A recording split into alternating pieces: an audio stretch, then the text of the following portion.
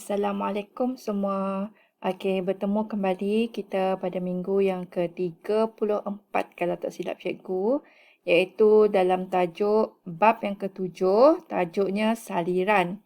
Okey, tajuk ini nanti apa yang akan awak pelajari ada 3 perkara, iaitu awak boleh membincangkan pandang darat fizikal di setiap peringkat aliran sungai. Okey, yang kedua, awak boleh mengenal pasti nama sungai dan tasik utama di atas peta Malaysia. Dan yang ketiga, awak boleh membandingkan kepentingan sungai dan tasik utama di Malaysia. Okey, kita tengok tajuk yang pertama dalam buku teks awak muka surat 76, iaitu mengenai pandang darat fizikal peringkat aliran sungai. Okey, air ini dia mengalir melalui lurah dan kawasan tadahan hujan di tanah tinggi ke kawasan tanah rendah.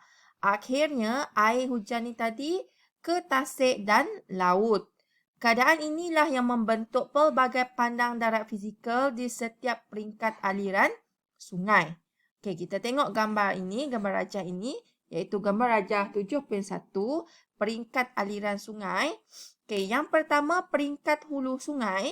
Okey, peringkat hulu sungai di sini kawasan dia.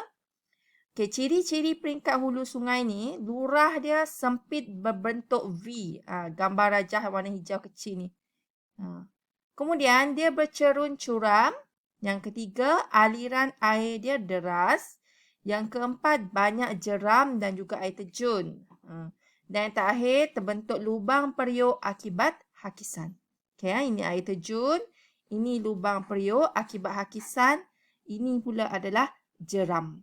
Okey, Okey, yang kedua, ini adalah peringkat tengah sungai. Ciri-ciri peringkat tengah sungai, lurah dia berbentuk U. Kalau peringkat hulu tadi, lurah dia berbentuk V. Ini berbentuk U, tak berapa curam. Okey, susuh bukit berpancar dan terhakis, berlaku hakisan sungai dan likuan sungai. Okey, ini maksud susuh bukit berpancar. Tengok gambar rajah ni. Okey, bentuk muka bumi menyebabkan sungai di Malaysia terdiri daripada 3 peringkat aliran sungai. Yang cikgu bagi tahu awak tadi baru 2. Okey. Seterusnya, yang ketiga, sebelum masuk yang kedua tadi, ini adalah proses pembentukan tasik ladam.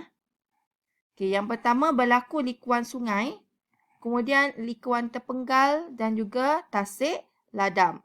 Itu adalah proses pembentukan tasik ladam. Okey, tengok gambar rajah ni. Air sungai, dia mengalir, kemudian berlaku pemendapan, kemudian ada likuan terpenggal, termendap kat situ, ada likuan terpenggal. Kemudian terbentuklah pemendapan dekat sini, akhirnya terbentuklah tasik ladam. Okey, yang ketiga adalah peringkat hilir sungai. Ciri-cirinya adalah lurah semakin melebar dan cetek. Tengok kat sini. Aliran sungai perlahan dan berliku-liku. Cerunnya lebih landai. Terbentuk tasik ladam, tertambak dan delta. Pemendapan sungai berlaku. Okey, awak tengok. Proses pembentukan delta. Delta ni maksudnya kawasan mendapan di muara sungai.